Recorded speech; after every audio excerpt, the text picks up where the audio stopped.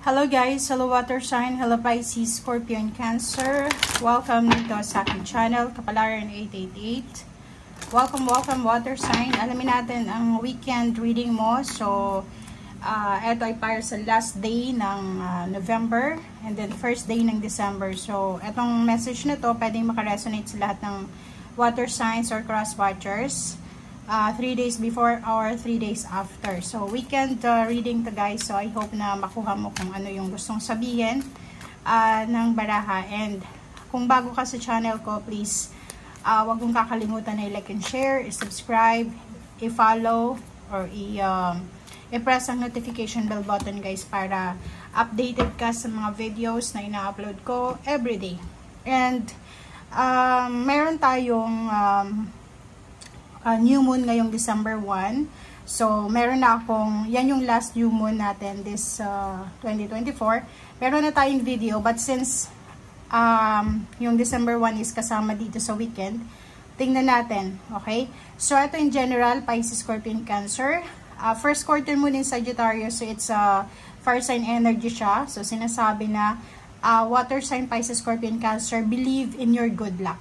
Okay? So, sa weekend na to, maniwala ka sa swerte mo. Okay? So, for example, medyo negative yung mindset natin. Hindi tayo masyadong naniniwala na sa swerte or parang masyado tayong negative ngayong weekend. Isipin mo na may milagro. Okay? Maniwala ka na may milagro. Believe in your good luck. Okay. Water sign. Tingnan natin. Okay, no more complaining. Okay, so ito yung message sa'yo ng angel natin. Sinasabi sa'yo na wag kang magko-complain ngayong weekend na to, Pisces, Scorpio, and Cancer. Kasi yung complaints daw, yung pagre-reklamo natin, ay parang ina-affirm natin yan in a negative way na palagi tayong biktima. Okay? Na hindi siya, kumbaga hindi siya positive. Negative siya yung approach sa spiritual world. Okay? So, dito sinasabi na take back your God-given power by affirming that you have an abundance of choices and freedom. Diba? So, gamitin natin kung ano yung regalo sa atin ng Panginoon para makuha natin yung abundance and then yung freedom. Okay? So, using your confidence, diba? Yung lakas loob and assertiveness, kailangan natin na trabahuhin kung ano yung dapat trabahuhin sa buhay natin, okay? And watch this positive affirmation blossoms into reality. So, unang-una, talaga naman, di ba, may kasabihan yung mga matatanda sa atin, pag tayo ay reklamo ng reklamo, walang biyaya na darating sa atin, okay? Kasi parang malas yun eh. Di ba yung pag palagi kang nagre-reklamo, ganito, ganyan, puro na lang negative. Parang sabi dati ng matatanda is kamalasan yung darating kasi reklamo ng reklamo. So, be grateful, be thankful sa lahat ng blessings. Walang blessings, may blessings. So, kahit ano, everyday, mamuhay tayo na grateful and thankful. Kasi yun yung importante eh. Na parang, yung iba kasi parang entitled sila na parang iniisip nila na lahat ng gusto nila makukuha nila dito sa mundo, which is mali yun. Kasi yung buhay natin dito sa mundo ngayon is kailangan nating pagpasalamat. Wala tayong rights para mag-complain sa buhay. Okay? Libre lang tayo dito isinilang sa mundo. Wala tayong dala, 'di ba? Wala naman tayong dala ng isinilang tayo. So bakit tayo magko-complain? Okay? So be thankful and be grateful this weekend. Okay. Water sign, Pisces, Scorpio, Cancer. First card mo dito is, wow. So, nakikita ko sa'yo dito yung 9 of Swords. Bakit ganun? Pakicomment sa comment section yung mga water sign, Pisces, Scorpio, Cancer na hindi makatulog. Siguro insomniatic or talagang nagtatrabaho ka ng panggabi. Siguro sa umaga, natutulog ka tapos sa gabi, nagtatrabaho ka. Or siguro ito ay siguro yung iba may insomnia, pero yung iba naman is talagang pagod lang sila. Meron silang mga responsibilidad sa gabi, like yun, trabaho pang gabi or may kailangan silang responsibilidad na sa umaga matulog. Parang ganon. Okay? Nakikita ko dito, it's either mag-asawa, magkapatid, magkaibigan, So, meron ditong partnership na posibleng mabuo this weekend. Okay? So, nakikita ko na may magsisimulang friendship, collaboration, partnership. Pwedeng magsimulang relationship. Eto. Okay? Pwedeng mag-usap lang sila and then, ang ending, magkaroon sila ng parang partnership or collaboration or plano. Okay? So, next card natin is meron ka ditong Page of Swords. So, yung Page of Swords natin, nakikita ko siya dito na posibleng makakatanggap ka ng maraming balita. Maraming balita, maraming impormasyon, maraming learnings, knowledge, or anything na pwedeng pagkukunan mo ng wisdom. Okay? Pero yung iba naman, pwedeng chismis, pwedeng kung ano man yan na maririnig mo, but let go mo lang yan. Okay? Next card natin is Eight of Swords. So, nakikita ko sa'yo dito, merong mga water sign, Pisces, Scorpio, and Cancer. Especially yung Cancer. Cancer and Scorpio. Ang dami-dami yung plano sa buhay. Dami yung gustong gawin. Mag-travel, magpatayo ng bahay, magpakasal.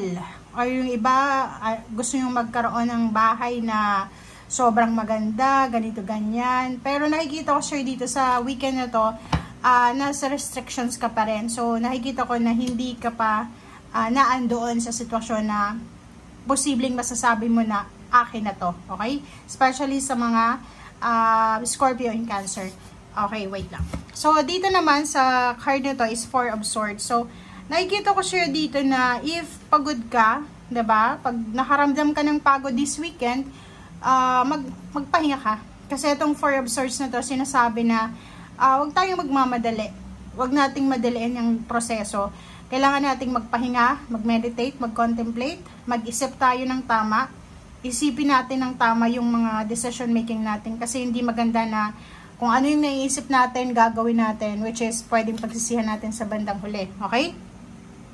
Eto naman, nakikita ko siya dito na judgment. So, decision making. So, sinasabi siya ng barahan na yon, mag-isip, pag-isipan, mag-meditate, mag-reflect sa weekend na to bago ka gumawa ng action. Eight of Cups is either travel. Yung iba gustong lumipat ng bahay, lumipat ng tirahan. Yung iba gustong parang mag-change ng career or mag-change ng perspective nila sa buhay. Sinasabi ng baraha dito na kung ano yung naiisip mong pagbabago, kung talagang yan ang gusto mo, trabahuhin mo daw. Okay? So, dito naman, High Priestess, makinig ka sa sinasabi ng iyong intuition. O, diba? Yung mga plano mo na yan, pag-isipan mo yan, kung talagang kaya mo, alam mo yung pros and cons, alam mo yung negative and positive, makinig ka sa sinasabi ng intuition mo, baka ito ng sign. Ito na talaga yung sign para sa'yo. Okay? So, Ace of Swords, nakikita natin. Ang daming balita, ang daming information, ang daming kwento, maraming chismis, pwedeng pag-usapan ka ng mga tao sa likod mo, backstabbing. Okay, so, nakikita natin dito yung Six of Swords, same dito sa Eight of Cups. Nakikita ko sa'yo dito yung travel plans. May magpaplano ng pagta-travel, may magpaplano ng paglilipat ng bahay or career. Mabilis na pagta-travel to. And ito naman is Two of Wands. So, kung mayroon kang gustong lipatan na bahay, lipatan na negosyo, trabaho, or bakasyon lang, nakikita ko na nagdadalong isip ka. Hindi pa to buo. Okay? And ito naman, sinasabi na be strong, be courageous. Yung energy mo this weekend, hindi naman siya negative. Sobrang positive siya. Okay? And ito naman, King of Wands. Sinasabi sir dito na sa usaping trabaho, negosyo, career, sobrang strong yung energy mo. So, wala kang dapat ikatakot. And then, nandito din yung Knight of Cups. Sinasabi sir dito na sa usaping trabaho, if ever lang, kailangan mo ng tulong, kailangan mo ng parang assistance. May mga tao na willing tulungan ka. May mga taong willing na bigyan ka ng assistance. For example, may kailangan kang tapusin this weekend. Okay? So, humingi ka lang ng tulong sa mga tao sa paligid mo kasi may mga tao dyan na willing kang tulungan. Okay? So, yan ang nakikita ko sa'yo dito, water sign, Pisces, Scorpio, and Cancer. Yun nga yung sabi sa'yo dito ng baraha. Maniwala ka sa milagro, maniwala ka na swerte ka. Huwag kang magre-reklamo ngayong weekend na to or everyday huwag tayong magre-reklamo. Be grateful, be thankful. Kung may gusto kang gawin, pag-isipang mabuti, makinig sa sinasabi ng intuition.